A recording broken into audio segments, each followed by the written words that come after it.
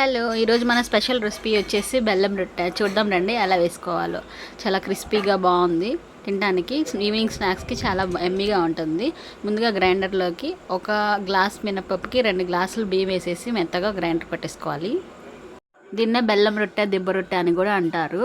మనకైతే ఈ పిండి చాలా మెత్తగా గ్రైండ్ చేసుకోవాలి. పిండి ఎంత మెత్తగా గ్రైండ్ చేసుకుంటే అట్ట అంత టేస్ట్గా వచ్చింది అనమాట. ముందుగా చిన్న చిన్నగా ముక్కలు కట్ చేసుకున్న కొబ్బరి ముక్కలు, కొంచెం బెల్లం, ఇలాచి దంచి వేసుకోవాలి. ఆ పిండిలో ఈ మొత్తం కూడా కలిపేసుకోవాలన్నమాట.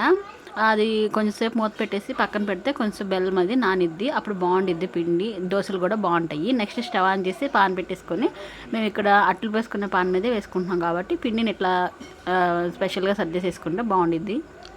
మూత పెట్టేసి కాల్ చేసుకుంటే అట్టు చాలా ఫ్లఫీగా ఉండిద్ది అండ్ చాలా ఎమ్మీగా కూడా ఉంటుంది. చూడండి, తిరిగేస్తే ఎంత రెడ్డిష్గా రోస్ట్గా కాలిందో.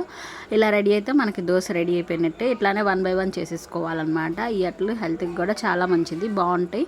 బెల్లం యాడ్ చేసుకుంటున్నాం కాబట్టి హెల్త్కి కూడా చాలా మంచిది. మీరు కూడా మీ ఇంట్లో ట్రై చేయండి. ఓకేనా? Please share.